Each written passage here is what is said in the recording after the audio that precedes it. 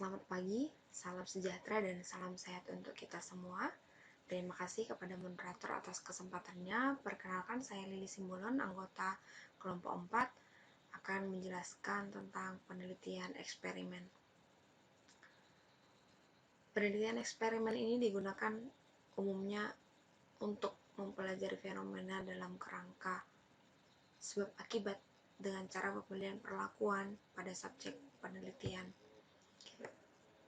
Penelitian eksperimen ini merupakan contoh dari jenis pendekatan penelitian kuantitatif. Salah satunya adalah dengan menggunakan penelitian eksperimen, gitu ya.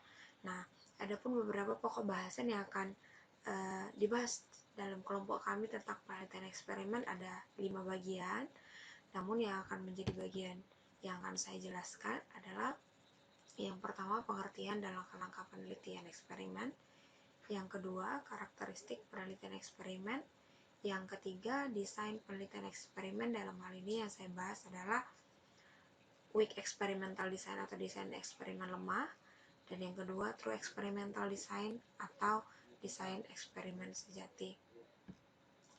Pengertian penelitian eksperimen menurut Sugiono, metode eksperimen adalah metode penelitian yang digunakan untuk mencari pengaruh perlakuan tertentu terhadap yang lain dalam kondisi yang terkendalikan.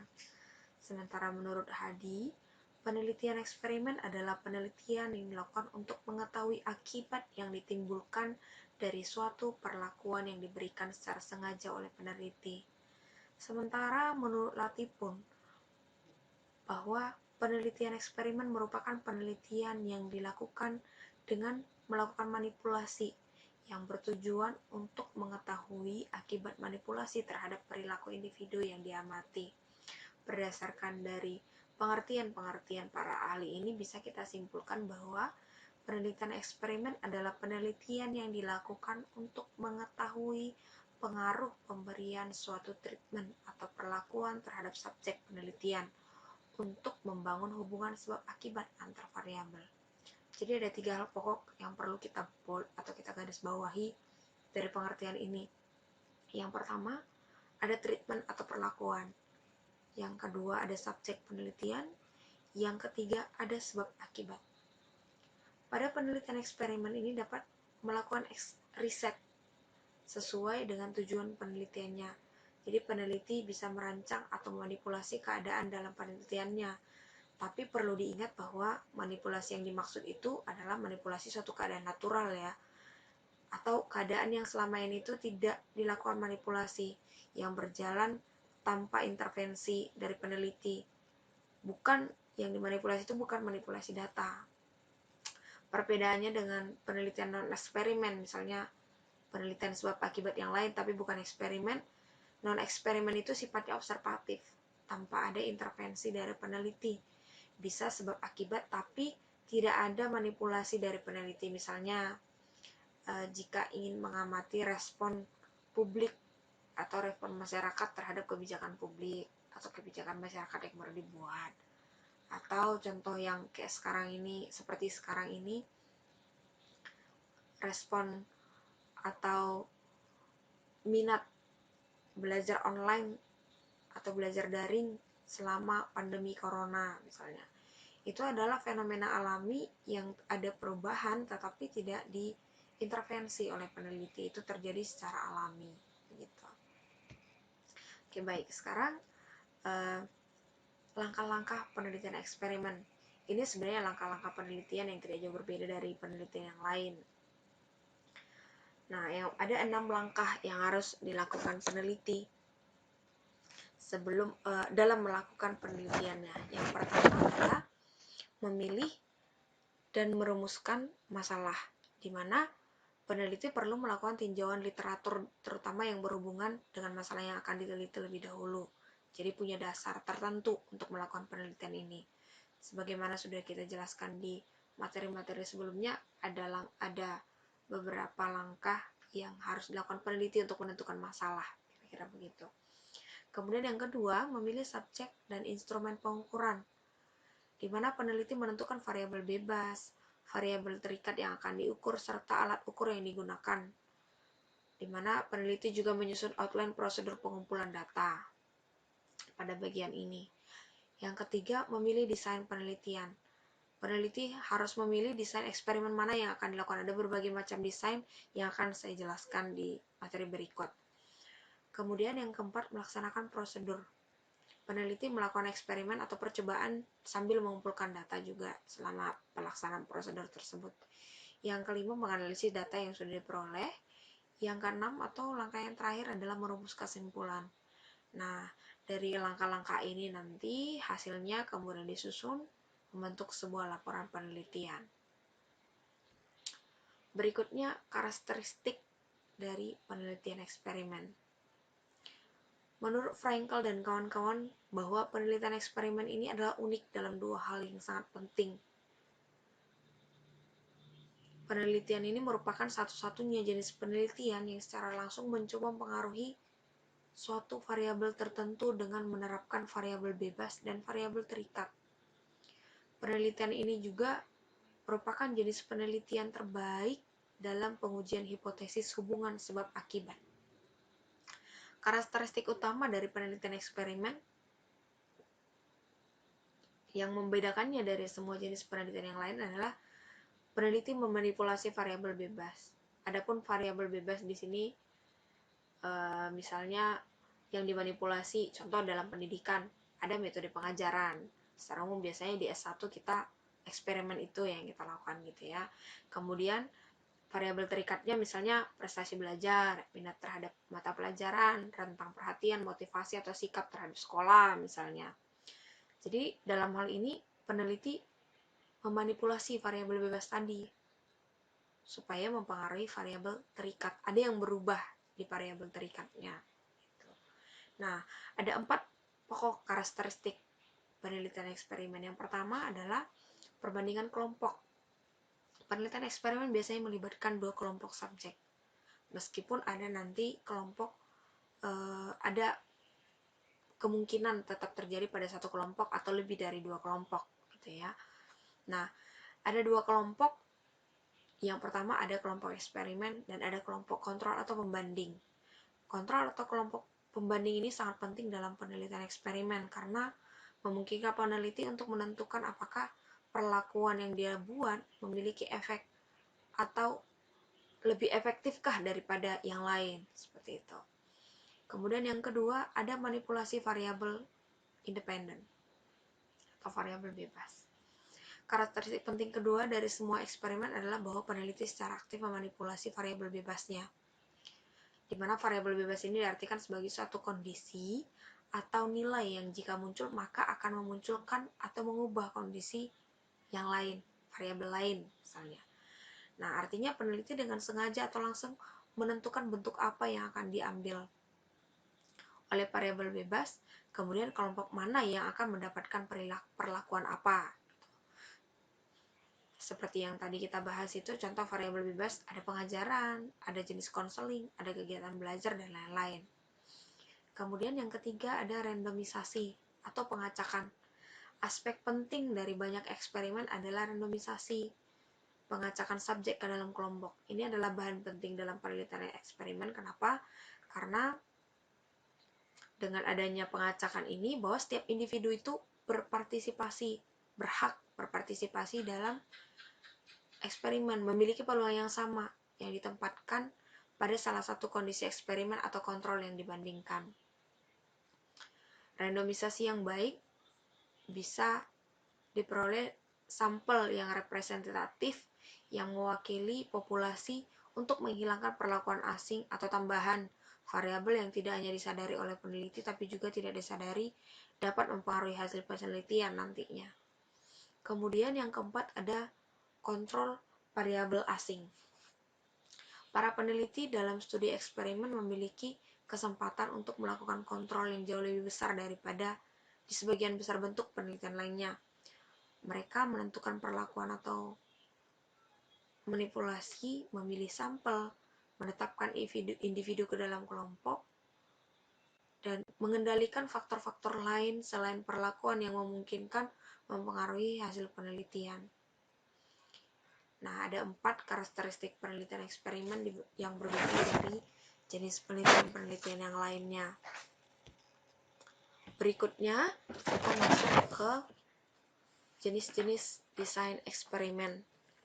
Dalam hal ini akan saya bahas dua, yaitu weak experimental design dan true experimental design atau desain eksperimen sejati. Yang pertama, desain eksperimen lemah atau weak experimental design. Desain yang lemah tidak memiliki kontrol bawaan untuk perlakuan terhadap validitas internal. Hal tersebut karena pada rancangan ini belum dilakukan pengambilan sampel secara acak atau random serta tidak dilakukan kontrol yang cukup terhadap variabel pengganggu. Nah, ada beberapa jenis desain ini. Yang pertama itu adalah the one-shot case study atau desain studi kasus one-shot gitu ya kalau di bahasa Indonesia kan. Desain rancangan ini hanya melibatkan satu kelompok atau kejadian pada periode waktu tertentu. Dengan demikian, tidak ada kelompok kontrol sebagai bandingan dari kelompok eksperimen. Perlakuan diberikan pada permulaan dan kemudian untuk mengetahui seberapa jauh hasilnya dilaksanakanlah pengukuran pada akhir kegiatan. Gitu. Ada desainnya supaya lebih mudah dipahami seperti yang tertera pada gambar. Kemudian yang berikut, yang kedua adalah the one group pretest post-test design. Dalam desain ini terdiri dari satu kelompok, tidak ada kelompok kontrol, sedangkan proses penelitiannya dilaksanakan dalam 3 tahap. Tapi sulit untuk mengatakan apakah selisih itu betul-betul merupakan akibat perlakuan, sebab banyaknya variabel yang tidak dapat dikontrol, antara lain variabel extraneous. Di samping itu, kematangan atau keadaan di sekitar penelitian, pengetesan, regresi tidak dapat dikontrol. Desain ini bisa dilihat seperti gambar. Mungkin desain ini bisa lebih baik daripada studi kasus one-shot, di mana peneliti setidaknya tahu apakah ada perubahan yang terjadi, namun masih lemah gitu untuk yang desain pretest post-test satu kelompok. Yang berikutnya desain perbandingan kelompok statis. Pada dasarnya rancangan ini menggunakan 2 kelompok, namun pemilihan kedua kelompok itu bukan secara random. Di samping itu perlakuan hanya diberikan kepada salah satu kelompok. Desain ini juga hanya memperlakukan post-test saja. Kendati demikian, karena rancangan ini menggunakan kelompok kontrol, maka beberapa faktor yang mempengaruhi validitas internalnya dapat dikontrol.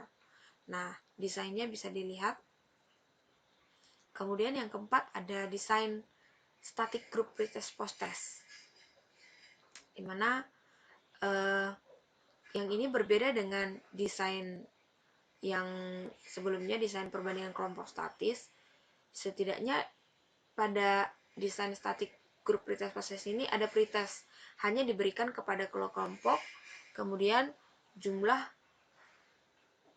perolehan ini nanti tergantung pada kinerja awal. Jadi kalau misalnya untuk setelah penghitungan berapa hasil pretest dan post-test dibandingkan mana lebih tinggi, jadi diperoleh perbandingan sehingga perlakuan mana yang lebih baik, kira-kira seperti itu.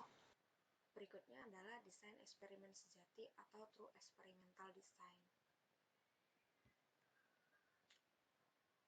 Desain true experimental ini merupakan desain eksperimen yang paling ketat dan kuat karena dalam penelitiannya subjek penelitian dipilih secara random. Ada 3 desain yang merupakan bentuk desain eksperimen sejati. Yang pertama adalah kelompok kontrol post-test acak. Penelitian ini melibatkan 2 kelompok yang dibentuk dari randomisasi atau pengacakan. Satu kelompoknya menerima perilaku atau perlakuan eksperimen, sementara kelompok yang lainnya tidak. Yang kedua, kontrol pretest post-test acak. Perbedaannya dengan kelompok kontrol post-test acak adalah pada kontrol pretest post-test acak ini ada pretest. Nah, hal ini memperingatkan kelompok eksperimen sehingga mereka melakukan lebih baik atau bisa lebih buruk untuk post-testnya nanti gitu. Kemudian yang ketiga ada desain 4 kelompok Solomon yang diacak. Desain ini merupakan upaya menghilangkan kemungkinan efek dari pretest. Desain ini melibatkan penubasan subjek secara acak ke 4 kelompok, di mana 2 kelompok yang sedang diuji coba dan 2 tidak. Salah satu kelompok pretest dan 1 kelompok yang tidak dipretestkan terkena perlakuan eksperimen. Kemudian nanti keempat-empatnya akan dilakukan post-test secara bersamaan. Baiklah, demikian hasil presentasi dari saya. Untuk materi selanjutnya saya serahkan kepada moderator. Baik, Assalamualaikum warahmatullahi wabarakatuh. Izinkan saya, Agus Nurdianto dari kelompok 4, akan melanjutkan presentasi yang selanjutnya tentang desain kuasi eksperimental. Desain kuasi eksperimental adalah jenis desain penelitian yang memiliki kelompok kontrol dan kelompok eksperimen yang tidak dipilih secara random atau tanpa penugasan secara acak. Di antara desain kuasi eksperimen yang kita bahas yaitu desain matching only, desain counterbalance, desain time series. Desain matching only. Dalam desain ini, proses pemasangan tidak dilakukan secara acak. Peneliti masih mencocokkan subjek dalam kelompok eksperimen dan kelompok kontrol pada variabel tertentu, tetapi dia tidak memiliki jaminan bahwa mereka setara pada yang lain. Desain matching only terdiri dari dua desain. Yang pertama post-test only control group design. Di sini terdiri dari dua kelompok, yaitu kelompok perlakuan dan kelompok kontrol. Untuk kelompok perlakuan, diberikan perlakuan tertentu, kemudian setelah diberikan perlakuan, kemudian diberikan post-test. Begitu juga untuk kelompok kontrol. Kelompok kontrol ini tidak diberikan perlakuan, tapi perlakuannya adalah perlakuan seperti biasa, kemudian diberikan post-test. Bentuk yang kedua yaitu pretest, post-test, control group design. Modelnya hampir sama dengan post-test only group control design ya. Tapi di sini sebelum diberikan perlakuan, masing-masing kelompok diberikan pretest. Yang selanjutnya desain kuasi eksperimen yang berikutnya yaitu desain counterbalance. Desain ini merepresentasikan teknik lain untuk menyamakan kelompok eksperimen dan pembanding. Dalam desain ini, setiap kelompok terkena semua perlakuan berapapun jumlahnya, tetapi dalam urutan yang berbeda. Sejumlah perlakuan mungkin terlibat. Contoh desain counterbalance yang melibatkan 3 perlakuan. Di sini ada 3 kelompok 1, 2, dan 3. Jadi pada masing-masing kelompok ini diberikan perlakuan yang sama. Grup pertama diberikan perlakuan 1, kemudian grup kedua diberikan perlakuan kedua, grup ketiga diberikan perlakuan 3, setelah itu diberikan tes pengujian. Nah, setelah itu, untuk yang berikutnya, setelah dites, diberikan perlakuan lagi. Perlakuan yang berbeda. Perlakuan yang kedua, grup 2 diberikan perlakuan ketiga, dan grup 3 diberikan perlakuan 1. Setelah diberikan perlakuan, kemudian dites lagi. Setelah dites, diberikan perlakuan yang berbeda. Grup 1 diberikan perlakuan ketiga, grup 2 diberikan perlakuan 1, grup 3 diberikan perlakuan kedua, dan selanjutnya diberikan tes akhir. Urutan di mana kelompok menerima perlakuan harus ditentukan secara acak. Desain kuasi eksperimen yang berikutnya yaitu desain time series. Desain time series melibatkan pengukuran atau pengamatan berulang selama periode waktu baik sebelum dan sesudah perlakuan. Jadi sebelum diberikan perlakuan, diberikan pengukuran terlebih sebanyak 5 atau bisa juga kurang. Kemudian setelah perlakuan diberikan pengukuran lagi, diuji untuk beberapa uji yang sama. Untuk desain yang berikutnya yaitu desain faktorial. Desain faktorial memperluas jumlah hubungan yang dapat diperiksa dalam studi eksperimen.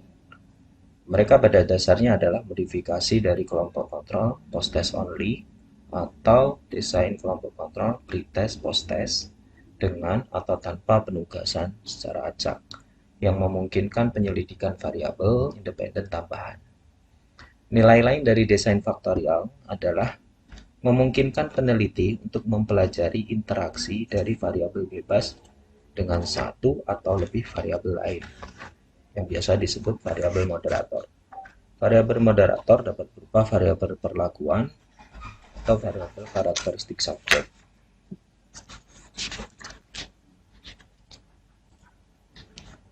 Berikut ini adalah contoh dari desain faktorial. Jadi di sini ada empat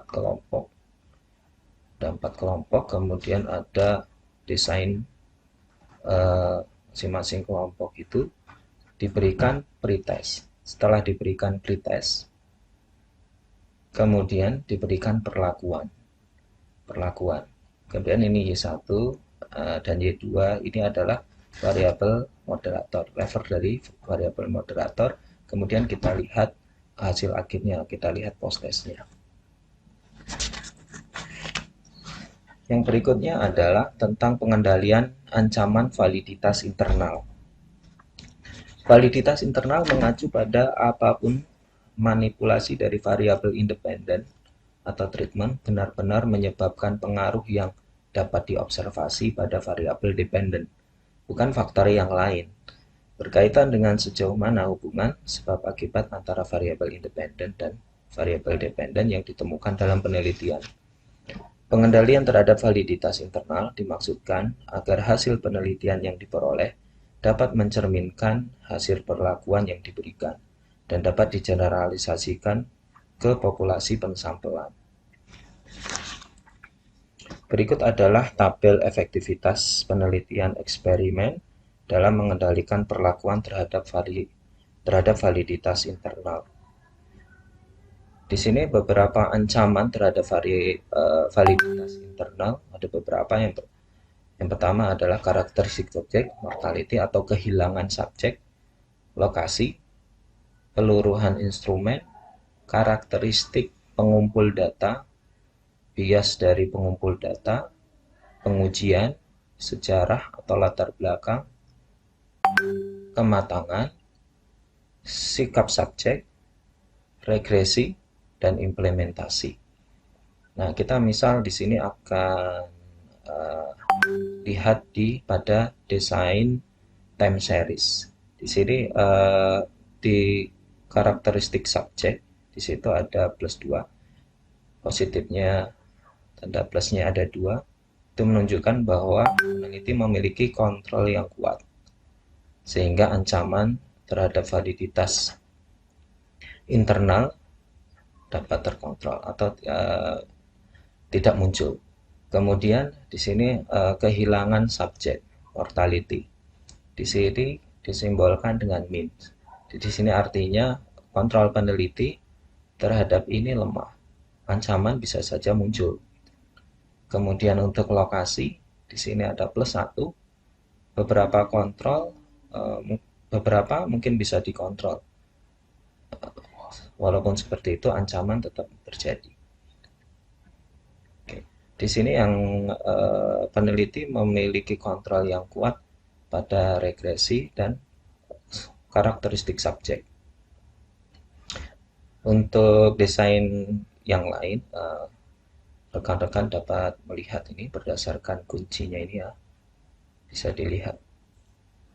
Kemudian yang selanjutnya tentang evaluasi kemungkinan ancaman terhadap validitas internal dalam studi eksperimen.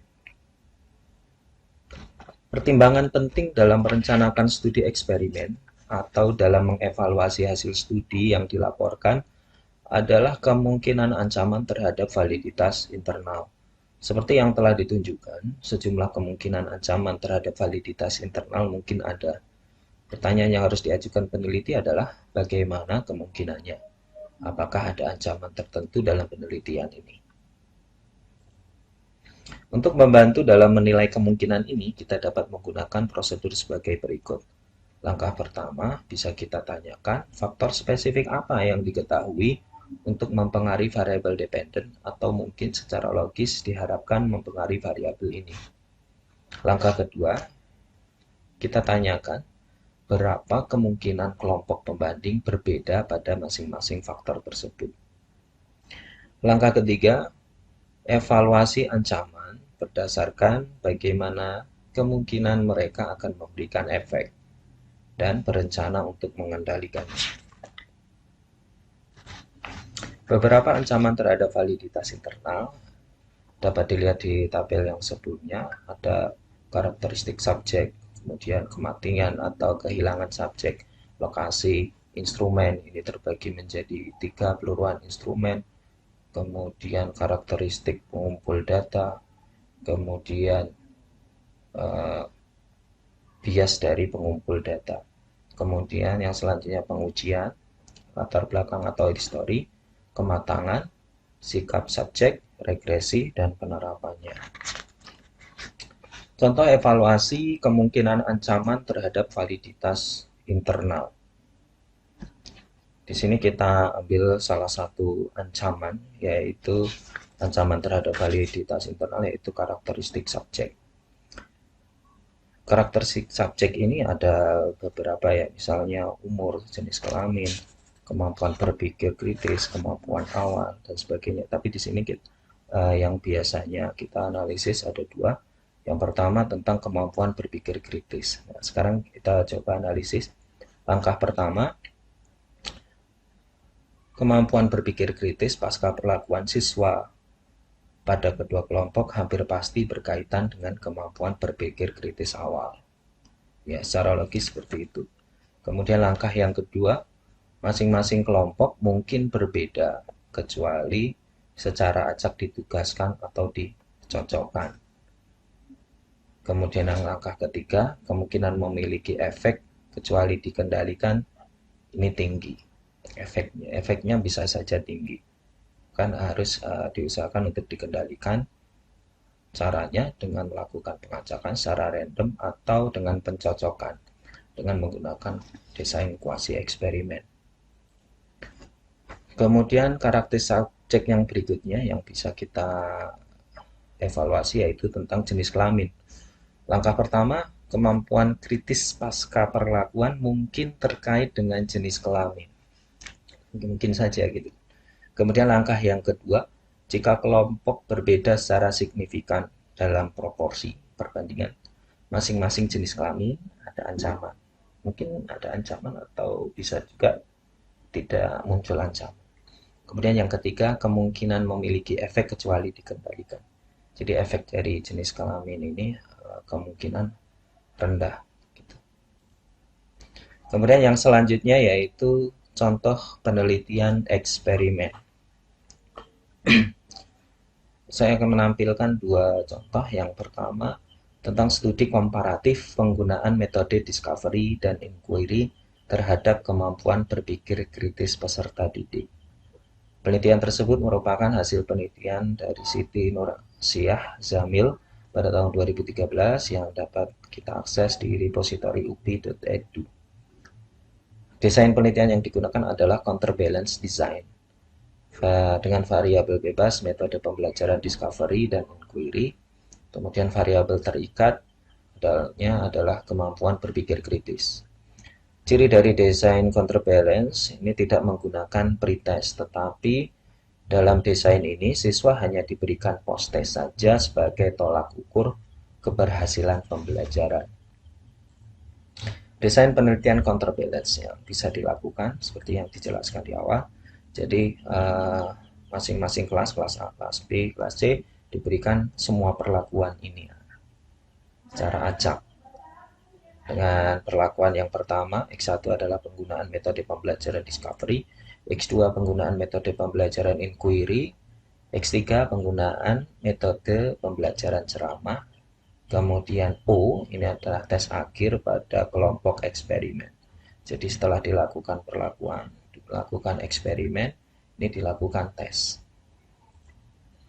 Contoh yang kedua yaitu keefektifan model FAK, Visualization Auditory Kinesthetic, dalam pembelajaran menulis deskriptif. Studi eksperimen pada siswa kelas 10 SMA Negeri 1 Lawang Kidul, Sumatera Selatan. Penelitian tersebut merupakan hasil penelitian alfametri suara pada tahun 2013 yang dapat kita akses di repository.upi.edu. Desain penelitian yang digunakan adalah the matching only, pretest, posttest, control group design dengan variabel bebas, metode model FAK, Visualization Auditory Kinesthetic, kemudian variabel terikatnya adalah pembelajaran menulis deskriptif. Ciri dalam desain ini kedua kelas diberikan pretest dengan tes yang sama. Kemudian kelas eksperimen diberikan perlakuan dan kelas kontrol diberikan perlakuan seperti biasa, tidak diberikan perlakuan FAK, model metode FAK. Selanjutnya, kelas kontrol dan eksperimen dites dengan tes yang sama sebagai tes akhir. Hasil kedua tes kemudian dibandingkan. Desain penelitian the matching only, pretest, post-test, control design. Desainnya adalah seperti ini.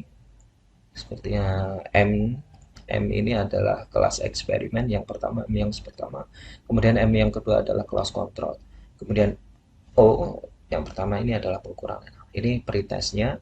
Dan setelah pretest diberikan perlakuan. Untuk kelompok perlakuan diberikan perlakuan pembelajaran melalui pengembangan menulis deskriptif dengan model pembelajaran FAK, Visualization Auditory Kinesthetic.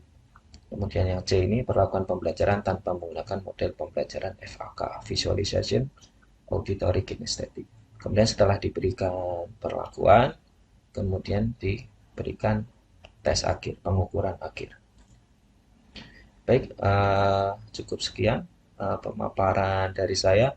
Untuk selanjutnya akan dilanjutkan oleh Saudara Rahmat Andi Setiawan yang akan menjelaskan tentang penelitian single subject research. Cukup dari saya, kurang lebihnya mohon maaf. Assalamualaikum warahmatullahi wabarakatuh.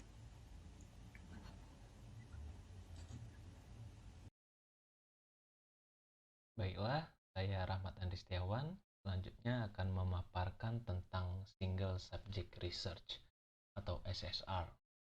Dalam bahasa Indonesia, kita bisa menyebutnya dengan penelitian subjek tunggal.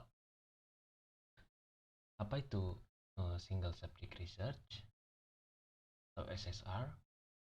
Merupakan jenis penelitian eksperimen yang dilaksanakan untuk mengetahui seberapa besar pengaruh dari suatu perlakuan atau treatment yang diberikan kepada subjek secara berulang-ulang dalam waktu tertentu. Nah, yang membedakan single subject research dengan jenis penelitian eksperimen lainnya adalah kita bisa melihatnya dari jumlah subjek penelitiannya. Jika biasanya dalam penelitian lain kita menggunakan dua kelas berbeda sebagai kelas kontrol dan kelas eksperimen, maka dalam single subject research ini kita hanya menggunakan satu subjek saja berupa kelompok kecil atau bahkan satu individu. Jadi kita dalam melakukan penelitiannya mengamati kondisi dasarnya pada suatu jangka waktu, kemudian memberikan suatu treatment atau perlakuan. Seperti itu.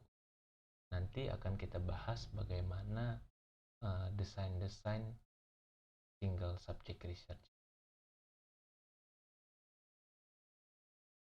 Pada awalnya, single subject research ini dikembangkan oleh Skinner pada tahun 1938, di mana ia ingin melakukan pengembangan modifikasi perilaku yang bertujuan untuk mengubah perilaku yang bermasalah.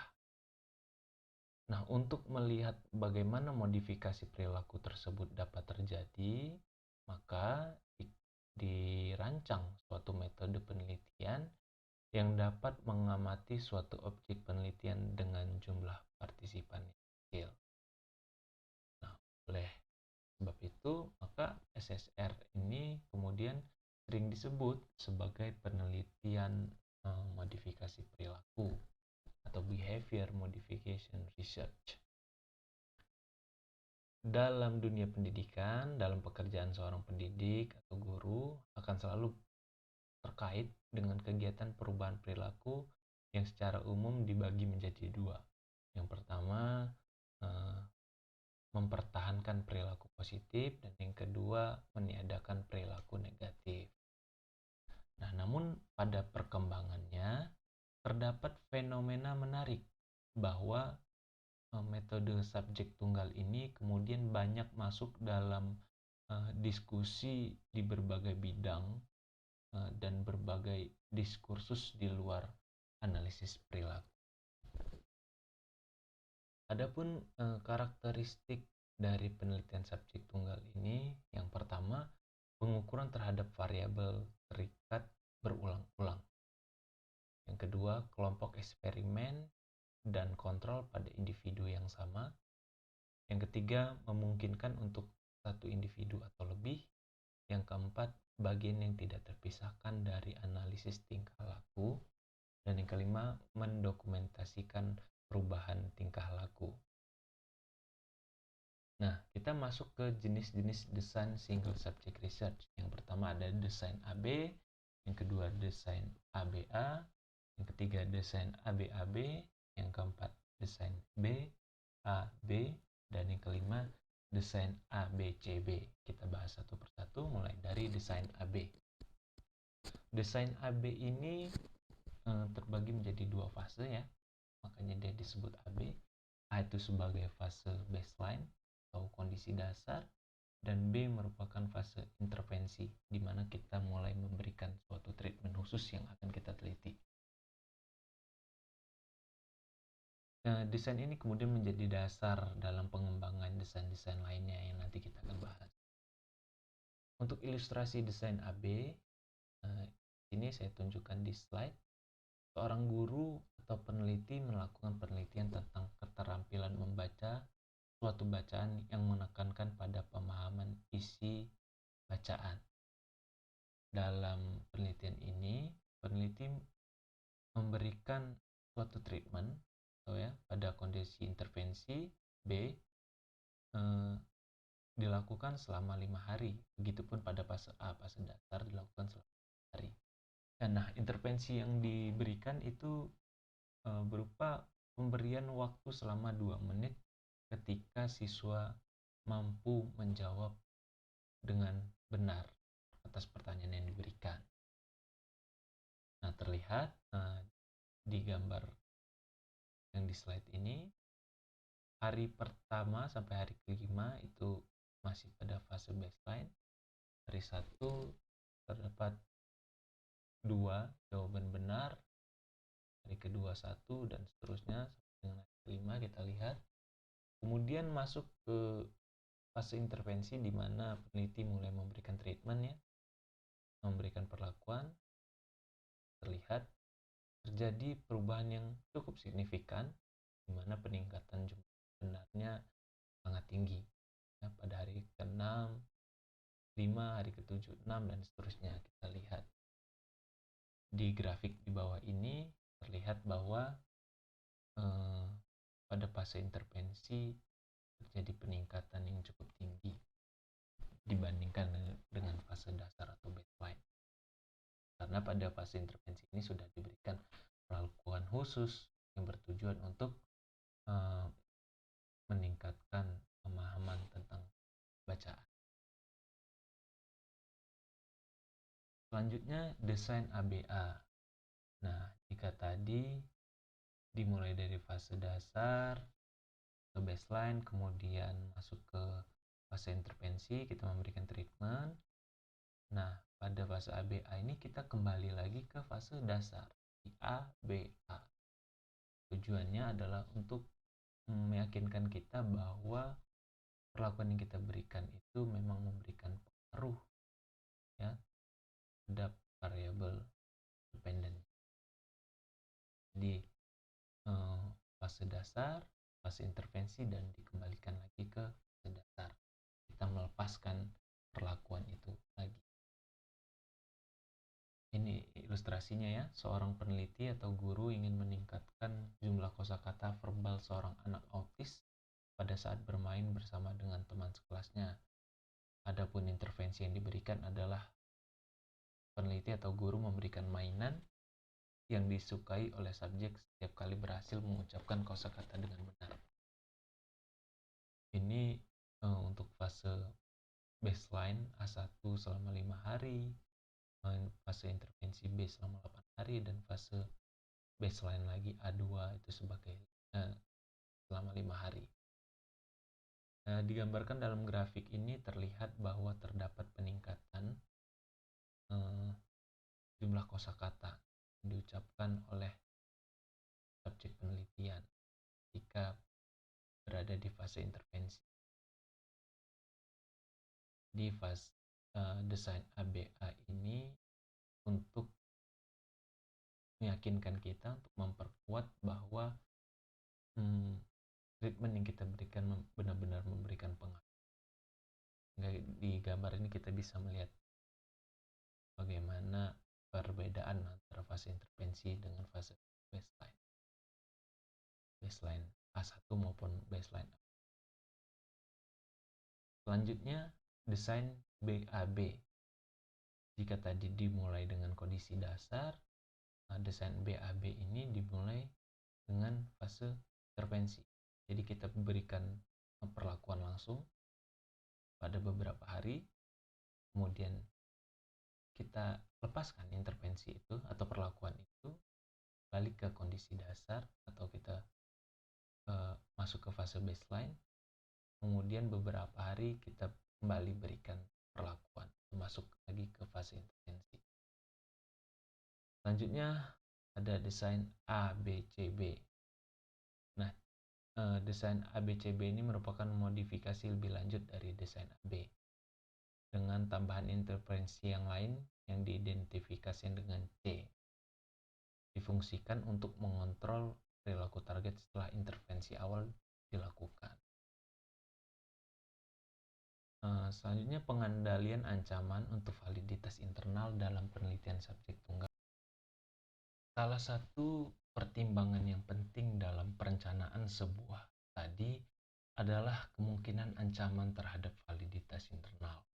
Validitas internal artinya bahwa perbedaan yang diamati pada variabel dependent secara langsung berhubungan dengan variabel independen dan tidak karena variabel lain yang tidak diinginkan. Ada beberapa hal yang harus kita perhatikan dalam pengendalian ancaman terhadap validitas internal. Yang pertama, panjang kondisi. Dalam fase baseline, dasar, ataupun fase intervensi, tidak-tidaknya kita butuh 3 sesi untuk benar-benar mendapatkan gambaran dari masing-masing fase tersebut. Tidak bisa terlalu sedikit. Kemudian jumlah variabel berubah saat berpindah kondisi. Ini maksudnya adalah ketika kita pada fase baseline ataupun pada fase intervensi, terkadang kita memberikan suatu perlakuan di luar kesadaran kita yang kemudian itu memberikan pengaruh terhadap subjek penelitian, sehingga inilah yang disebut sebagai variabel lain yang tidak diinginkan.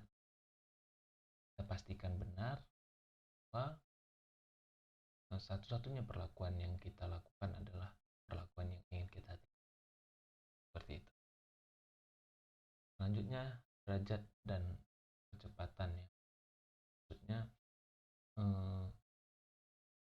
pada fase baseline dan kemudian masuk ke fase intervensi, itu terkadang kita melihat tidak ada perbedaan antara fase intervensi dengan baseline. Nah, yang bisa kita lakukan dalam situasi ini adalah memperpanjang fase baseline. Memperpanjang fase intervensi. Sehingga kita beri waktu beberapa sesi lagi untuk melihat apakah perlakuan yang kita berikan itu bisa lihat dari grafik nanti atau tidak. Jadi jika kita dalam beberapa sesi belum melihat perubahan, kita bisa memperpanjang sesinya. Seperti itu. Selanjutnya itu kembali ke tingkat dasar. Nah, ketika kita melepaskan suatu perlakuan, terkadang subjek penelitian ini menunjukkan kondisi yang tidak kembali ke fase baseline. Seharusnya ketika kita melepaskan intervensi, dia akan kembali ke kondisi baseline. Terkadang jadi keadaannya tidak kembali seperti kondisi dasar. Ini menunjukkan bahwa sesuatu yang lain mungkin telah terjadi ketika kondisi intervensi diperkenalkan. Ini ada variabel-variabel lain perlakuannya di luar kesadaran kita. Selanjutnya ini diberikan contoh penelitian subjektual. Yang pertama, penelitian yang dilakukan oleh Octavia Wildayanti, Ruli, Caritas Indra Prahmana, dan Fitriyah ya, pada tahun 2018. Dia melakukan penelitian terkait pembelajaran Pythagoras pada siswa introvert. Hasil penelitian ini menunjukkan bahwa PBL memiliki peran yang sangat besar selama proses pembelajaran karena mendukung siswa introvert untuk aktif dalam menyelesaikan permasalahan kontekstual yang diberikan. Selanjutnya ada penelitian yang dilakukan oleh Anissa Fatul Jannah dan Ruli Caritas Indra Prahmana, ya, meneliti tentang pembelajaran pecahan pada siswa tunarungu. Hasil penelitian menunjukkan bahwa penerapan pendekatan IRME dengan menggunakan konteks pipet dapat meningkatkan pemahaman konsep pecahan dan hasil belajar siswa tunarungu. Sekian dari saya, selanjutnya akan dilanjutkan. Terima kasih. Assalamualaikum warahmatullahi wabarakatuh. Terima kasih moderator untuk kesempatan kepada saya. Dalam hal ini akan melanjutkan penjelasan dari presentasi kelompok kami. Saya Fitriani akan menjelaskan penelitian korelasi bersama rekan saya nanti, yaitu Ibu Nur Hudawati. Baik, untuk yang pertama, penelitian korelasi. Apa sih penelitian korelasi itu? Di sini akan menjadi pembuka dalam pokok bahasan kali ini. Yang pertama yaitu menurut Frankel dan Wallen mengatakan bahwa penelitian korelasi adalah suatu penelitian untuk mengetahui hubungan dan tingkat hubungan antar dua variabel atau lebih tanpa ada upaya untuk mempengaruhi variabel tersebut sehingga tidak terdapat manipulasi variabel. Selanjutnya, Yeni dan kawan-kawan juga mengidentifikasikan penelitian korelasi atau korelasional adalah penelitian yang menyelidiki ada tidaknya hubungan atau korelasi antara dua atau lebih variabel. Hubungan ini dinyatakan dengan koefisien korelasi atau R kecil yang sekaligus menunjukkan besar dan arah hubungan. Oke, berikutnya Emzir 2009 mengatakan bahwa penelitian korelasional dilakukan dalam berbagai bidang pendidikan, di berbagai bidang misalnya pendidikan, sosial, maupun ekonomi. Penelitian ini hanya terbatas pada penafsiran hubungan antar variabel saja, tidak sampai pada hubungan kausalitas. Tetapi penelitian ini dapat dijadikan acuan untuk jadi penelitian selanjutnya, seperti penelitian eksperimen. Berikutnya, berkaitan dengan karakteristik penelitian korelasi itu sendiri, di sini Soekardi menjelaskan bahwa yang pertama, penelitian korelasi tepat jika variabel kompleks dan peneliti tidak mungkin melakukan manipulasi dan mengontrol variabel seperti dalam penelitian eksperimen. Yang kedua, memungkinkan variabel diukur secara intensif dalam setting atau lingkungan nyata, memungkinkan peneliti mendapatkan derajat asosiasi yang signifikan. Dari berbagai sifat-sifat dan definisi dari penelitian korelasi itu sendiri, dapat kita simpulkan bahwa dalam penelitian korelasi ini, seorang peneliti itu dapat memperoleh informasi mengenai taraf hubungan yang terjadi antar variabel saja, bukan mengenai ada tidaknya efek variabel satu terhadap variabel yang lainnya. Oke, yang berikutnya yaitu akan dijelaskan tentang tujuan dari penelitian korelasi. Menurut Frankel dan Whelan, ada dua tujuan penelitian korelasi, yaitu untuk studi penjelasan dan studi prediksi. Yang pertama yaitu untuk studi penjelasan, memperjelas pemahaman kita tentang fenomena penting dengan mengidentifikasi hubungan antar variabel. Dan yang kedua yaitu untuk studi prediksi, itu berkaitan dalam hal ini sebagai ramalan, yaitu jika ada hubungan yang cukup besar antar dua variabel, menjadi mungkin untuk memprediksi skala pada satu variabel jika skor pada variabel lain diketahui. Berikutnya Surya Subrata 2010 mengatakan bahwa tujuan penelitian korelasional adalah untuk mendeteksi sejauh mana variasi-variasi pada suatu faktor berkaitan dengan variasi-variasi pada satu atau lebih faktor lain berdasarkan pada koefisien korelasi. Nah, untuk langkah-langkah dasar dalam penelitian korelasi itu ada apa saja? Di sini MC Milan dan Schumacher 2003 menyatakan langkah dasar dalam penelitian korelasi itu diawali dengan penentuan masalah, lalu peninjauan masalah atau studi pustaka, pertanyaan penelitian atau hipotesis, rancangan penelitian dan metodologi penelitian, pengumpulan data dan analisis data, barulah akan ditarik kesimpulan di akhir. Dan berikutnya, Frankel dan Whelan juga mengungkapkan langkah dasar dalam penelitian korelasi itu sendiri memiliki beberapa langkah. Yang pertama yaitu pilihan masalah. Dalam pilihan masalah, biasanya peneliti memilih variabel yang akan dimasukkan dalam studi korelasionalnya yang didasarkan pada alasan yang kuat dan tumbuh dari pengalaman atau teori. Yang kedua, sampel. Sampel biasanya diawali dengan mengidentifikasi populasi yang sesuai.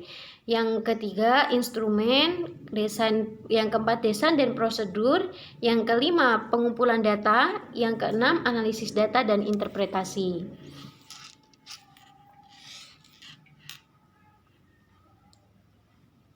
Oke, yang berikutnya akan dijelaskan mengenai koefisien korelasi beserta maknanya.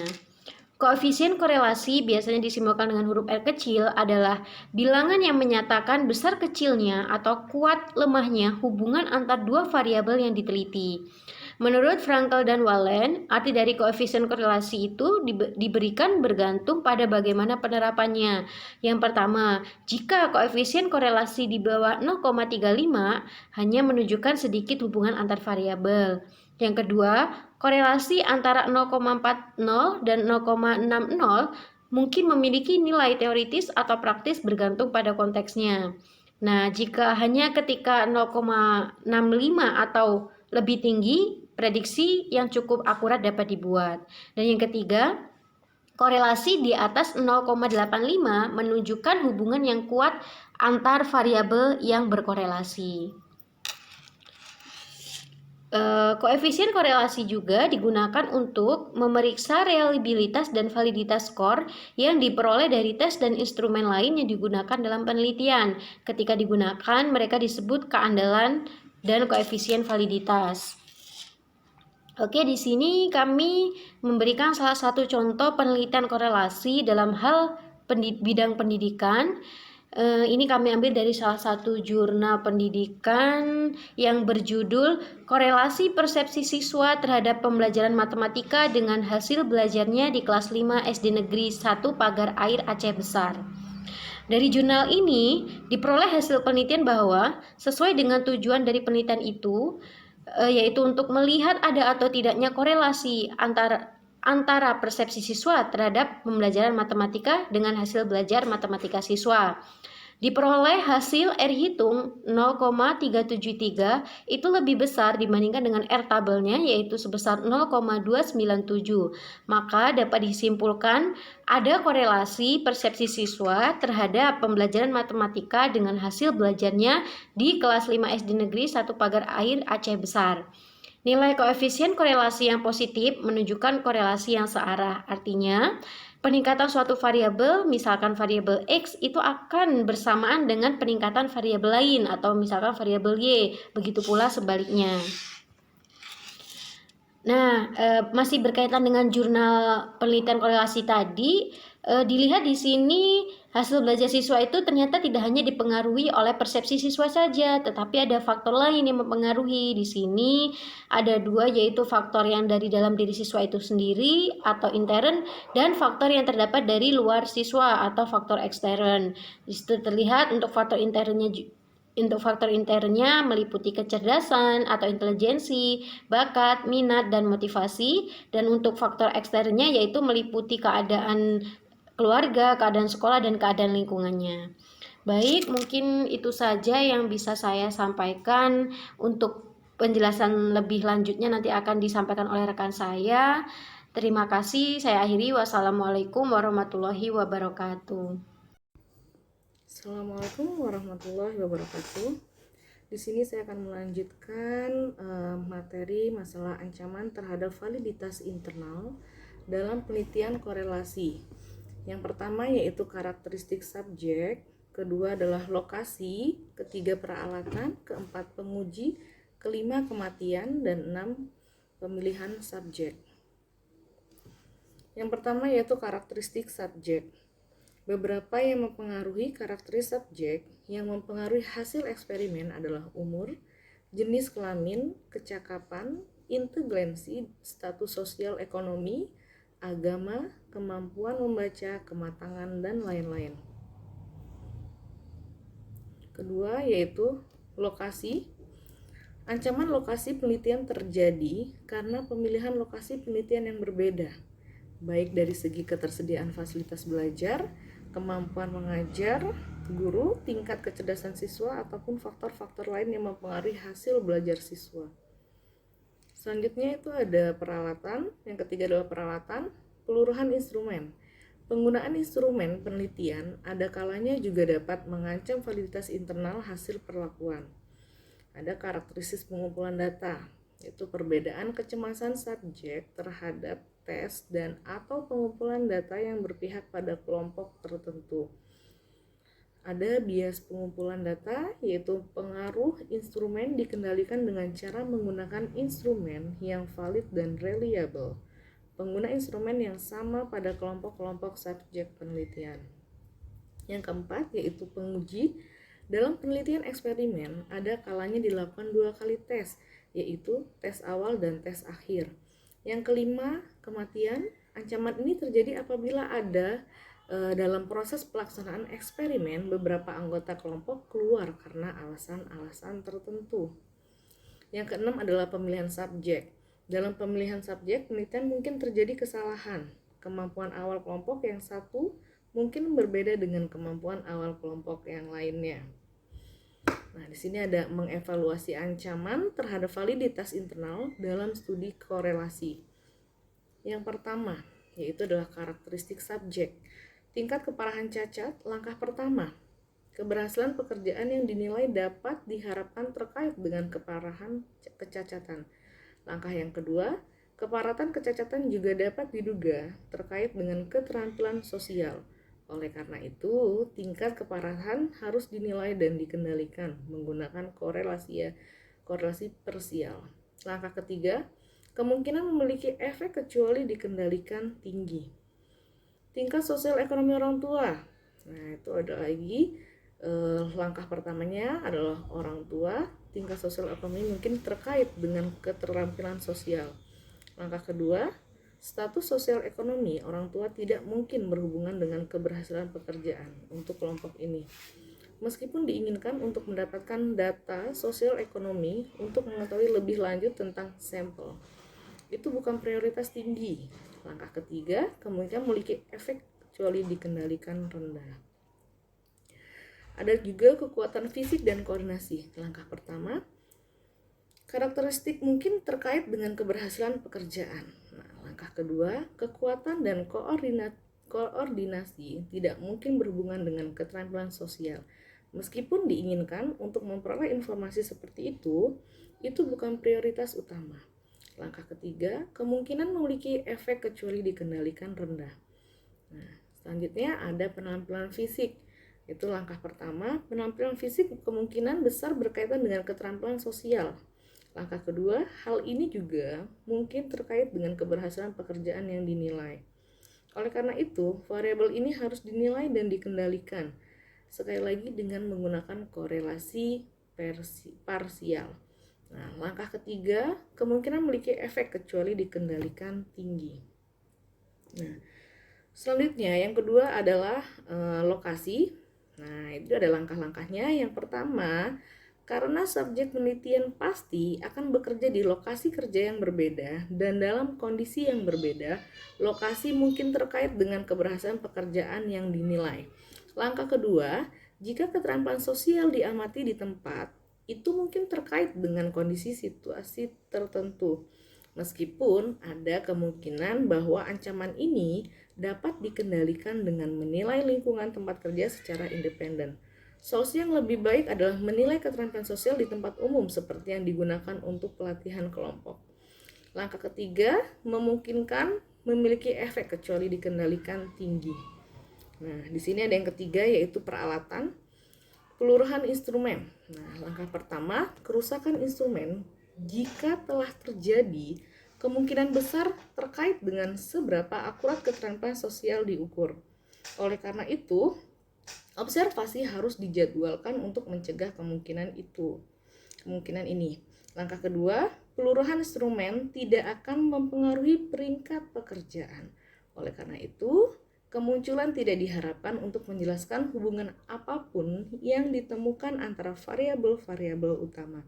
Langkah ketiga, kemungkinan memiliki efek kecuali dikendalikan rendah. Nah, di sini ada karakteristik pengumpulan data. Yang pertama, langkahnya yaitu mengumpulkan data karakteristik yang mungkin terkait dengan peringkat pekerjaan. Karena interaksi pengumpulan data dan penyediaan adalah bagian penting dari penelitian ini. Langkah kedua, karakteristik pengumpulan data seperti tidak terkait dengan pengamatan mereka terhadap keterampilan sosial. Namun, untuk amannya, kemungkinan ini harus dikendalikan dengan meminta pengumpulan data yang sama mengamati semua subjek. Langkah ketiga, kemungkinan memiliki efek kecuali dikendalikan sedang. Nah, di sini ada bias pengumpulan data. Langkah yang pertama yaitu penilaian keberhasilan pekerjaan tidak boleh tunduk pada bias pengumpulan data. Karena penyediaan yang berbeda akan menilai setiap mata pelajaran. Yang kedua yaitu langkahnya pengamatan keterampilan sosial mungkin terkait dengan prasangka pengamat tentang mata pelajaran, khususnya jika mereka memiliki pengetahuan sebelumnya tentang peringkat keberhasilan pekerjaan. Oleh karena itu, pengamat seharusnya tidak memiliki pengetahuan tentang peringkat pekerjaan. Langkah ketiga, kemungkinan memiliki efek kecuali dikendalikan tinggi. Yang keempat yaitu pengujian. Langkah pertama, dalam contoh ini, kinerja pada instrumen pertama yang diberikan tentu saja tidak dapat dipengaruhi oleh kinerja pada instrumen kedua.